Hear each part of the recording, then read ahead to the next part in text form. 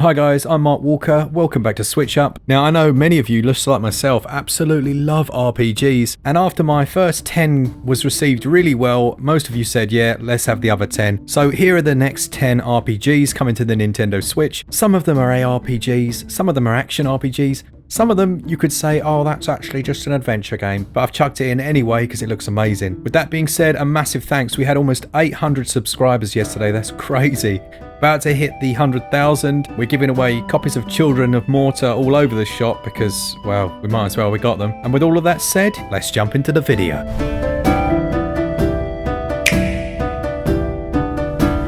Good old Japan. If this doesn't come out of Japan, I'm gonna eat my hat. What do you mean it's made in Canada? Holy smokes. First up, we got Boyfriend Dungeon, which is a dating game come action RPG adventure title. It looks insane. It's been out for a while on other platforms, but it's coming to the Nintendo Switch in June, I believe, or perhaps July. And it features a few famous voice actors in there as well. Now, overall, the combat looks quite standard in terms of action RPG, but there's some strange mechanics thrown in, like being able to see the traits of the different characters when you go out dungeoning. Dungeoning, is that a word? And the human partner that you choose to go on your dungeon crawls with you can transform into a sentient weapon. Oh, this is why I love RPGs. This looks great fun, let's be honest. Absolutely bonkers, but great fun.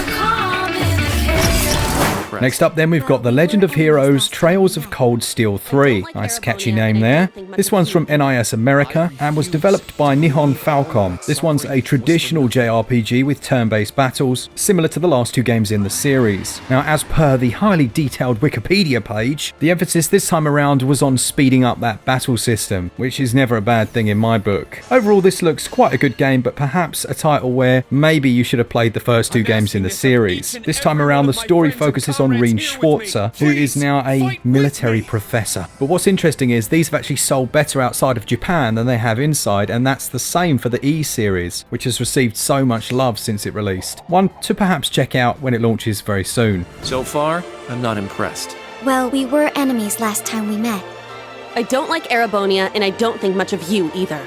I refuse to believe all of that suffering was for nothing.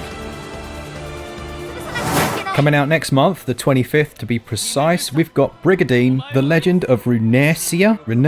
One of those. It's quite a premiumly priced £44.99, and it's more of a strategy simulation in all honesty, with some RPG elements. Now, the content of Runertia is home to 6 powers, with more than 40 bases, 100 knights, and 50 different types of monsters. You start out by selecting one of the rulers, compose and manage your platoons of knights and monsters, and you march to claim the enemy bases, with story and RPG segments in between. The game time passes in seasons, that's quite interesting, with each one consisting of an organisation phase and an attack phase. I'm quite intrigued by this one, and it remains to be seen just how much of an RPG there is in place, or whether it's very heavy on the strategy side, but it looks good enough, so I'm sticking it in the list.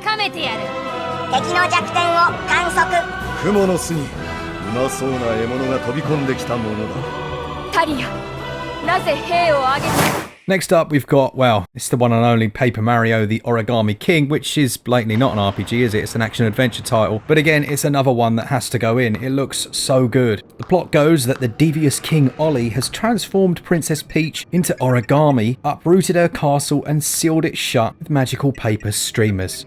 And then you set out to save the day. There's tons of different locales, including sea-based areas, deserts, and we'll see you repairing all of the damage that's been done as you go along. And from the very brief video that we've seen so far, this looks like it could be an absolute smash hit. It looks incredible.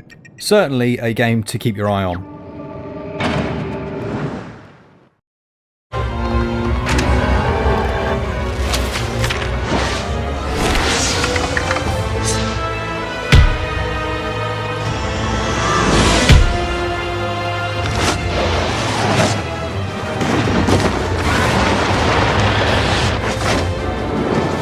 Next up then, and describing itself as set in a grim dark fantasy world, Eldest Souls combines a bit of RPG, a bit of boss rush, and some ARPG into the mix. It's a very combat heavy game and will see you facing off against the old gods, whom once you defeat you claim their power. There's tons of different abilities and talents that you can unlock for your character, and this one looks to release in mid to late summer.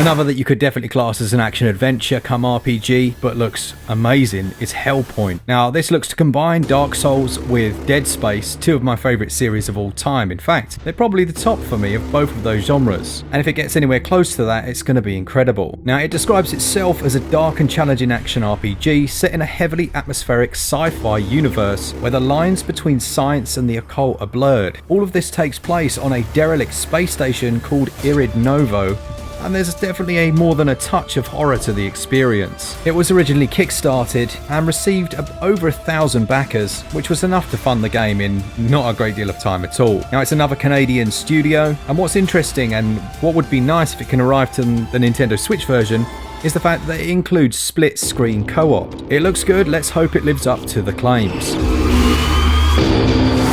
Okay, and that takes us onto Black Book, which was originally again a Kickstarter game where they only wanted to receive, I believe, 28 grand, which is nothing, and they got about 100 from 3,000 backers. This one describes itself as an RPG rooted in Slavic mythology, and you can actually try the prologue for free right now on Steam. There's a lot to this one that appeals to me, and it's not just the visuals. Now, the game blurb says, "Welcome to the mysterious yet intriguing world of Black Book, an adventure game mixed with deck-building turn-based combat. The gameplay is inspired by the likes of Slay the Spire and SteamWorld Quest, while the settings of Slavic mythology will be instantly familiar to fans of the Witcher series." I mean, there's some serious name-dropping going on there, and they are dropping all the right names for me. My word, that could be great. Now, you set out into the countryside as an apprentice sorcerer known as Vasilisa. I hope I've said that right. And you'll be helping out the common folk in the little towns and villages, performing tons of side quests. You know the drill. And these games can be complete life eaters. There's 7 different chapters, loads of side companions to team up with, and by the looks of it, tons of atmosphere. I'm really looking forward to this one. Next then, another heavy action-inspired one. We've got the action RPG CrossCode. It's very retro in style, filled with things like the damage numbers as you hit enemies, but it does say it has some strategy as well. The magic system's based on cold, heat, shock, and wave, which could make a splash. Ooh. It describes itself, funnily, as a proper RPG, with tons of skills, equipment, items, NPCs, side quests, and all the little fun things that consume your time. And that was literally a quote. It literally says that there, and I like that. Some of the bosses look amazing on this one. It has been out on other systems, but they're adding quite a few new things to the Switch version. One thing to check out on this one is the original soundtrack. It's got some lovely music on it as well, and that's available right now.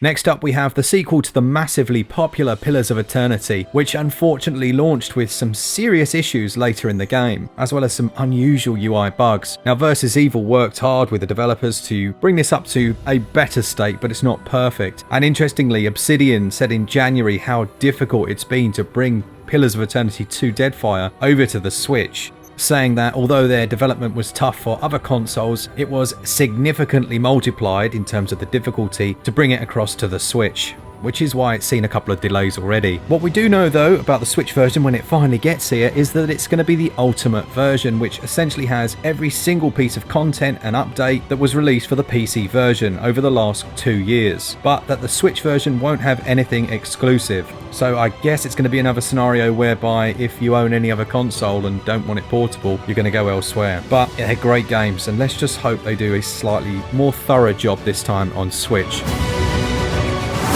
Okay, and on to another one that was delayed again, and that's Sakura of Rice and Ruin, a brand new game from Edelweiss, I believe that's how you pronounce their name, who created Asterbreed. Now again, this is a mixture of genres. It controls a little bit like a side-scrolling action game, but there's also a deep crafting and farming simulation in here as well as RPG elements. You take on the role of Sakuna, who is described as a proud yet lonely, Harvest Goddess.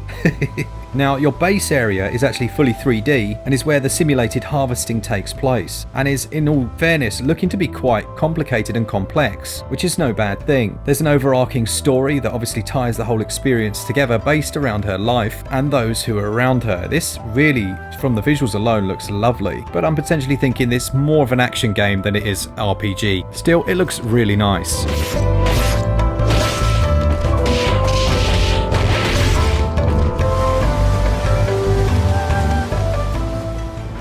Okay, that's it for this list. Let me know down in the comments if any of these have caught your eye. I'd say that the first list has probably got the better games in it, so do check out the link that's down in the top comment to see those ones. But I think there's still quite a lot of really nice games that not many people know about coming to the Switch this year. Let's hope there aren't too many delays due to the silly virus, and I do wish you all well. If you enjoyed the content, consider subscribing. Remember, we're giving away at the moment, we're giving away all the things. So if you enjoy the channel, then do stick around. And thanks to our patrons who support us every single month, as well as our new top tier patron. You're an absolute hero, and we don't expect it from anyone, especially at this time. For all things Switch, all the time, keep it Switch up. Cheers guys, see ya!